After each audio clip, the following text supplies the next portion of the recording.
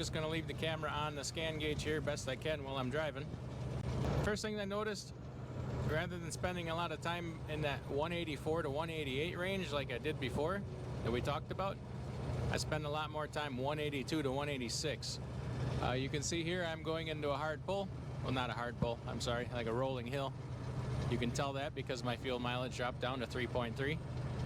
And I did hit that 188, but only for a couple seconds. I'm 186, whereas before in a rolling hill I was 190, 192.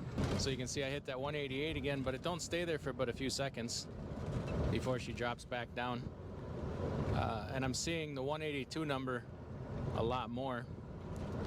So if I had to make an honest judgment, I would say I'd drop 2 degrees on the low side, 2 degrees on the high side. So I could say I'd probably say I dropped 2 degrees, which I did not expect anything really. Outside conditions are the same. Instead of 72 degrees to 71 degrees. Humidity is still freaking high. Road conditions are the same. It still keeps trying to rain and stuff. But I'm not seeing that 190, 192 anymore when I go into a rolling hill. Here you can see I'm doing it again. I hit 188 for a few seconds and I'm back to 186. You can tell when I hit a hill because that fuel economy on the right there, the real time drops down to in the 3s. So you can tell I'm not pulling your leg or anything. At any rate, I didn't really expect that. I'm interested to see what happens when I go into a long hard pull. And I will have one coming up north of Knoxville there just before I go into Kentucky. So I don't think I'm going to film that because this is not the right thing to do here, being doing this going down the road. So I have some more comments on it here coming up in a little bit. All right, I'm back from my trip where I added this Dominator coolant boost to my truck, and I had a day or so to think about it, to think about what I wanted to say, what I thought of it, to kind of prepare my thoughts. And I just wanted to go over that. Now, I feel pretty confident in saying that I dropped about 1 to 2 degrees of normal operating temperature, which, let's be honest, is statistically insignificant. It's not meaningful. However, and I was prepared to say that it was a bust, but after thinking about it more, well, first I thought, if you had an emissions truck, EGR, DPF, DEF, you got a lot more heat going under the hood and through your system. And I thought, what good is 1 degree or 2 degrees going to do for that? But then I thought, well, more heat.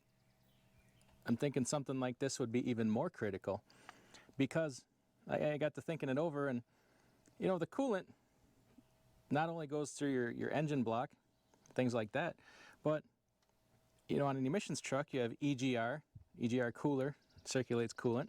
Obviously all trucks, it circulates through your oil cooler, and then on my truck I circulate coolant through my transmission.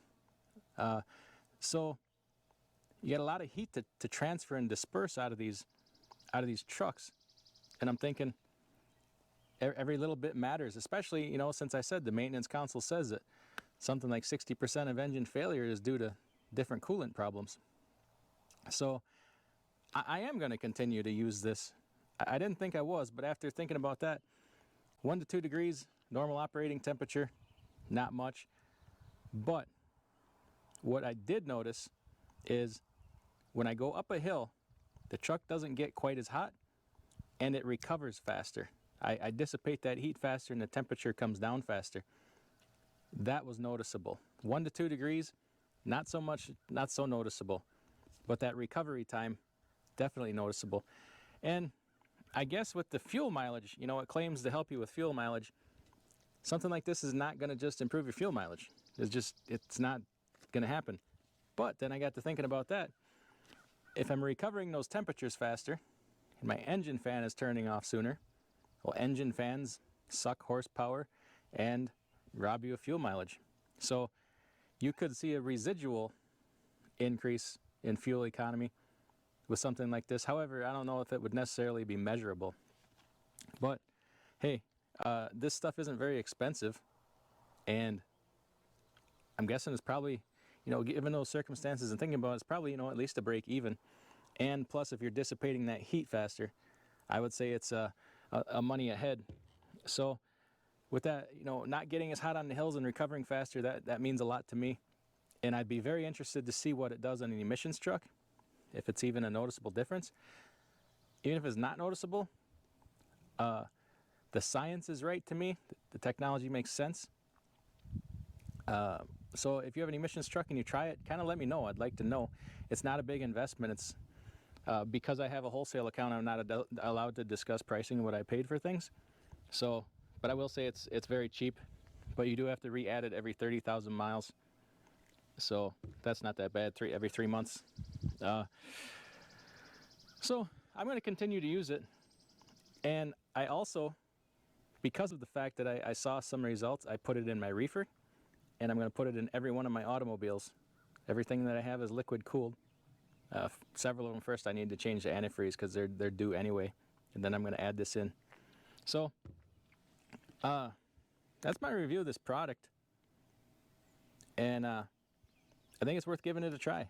So if you try it, let me know if you get the results from it. And we'll see you next time.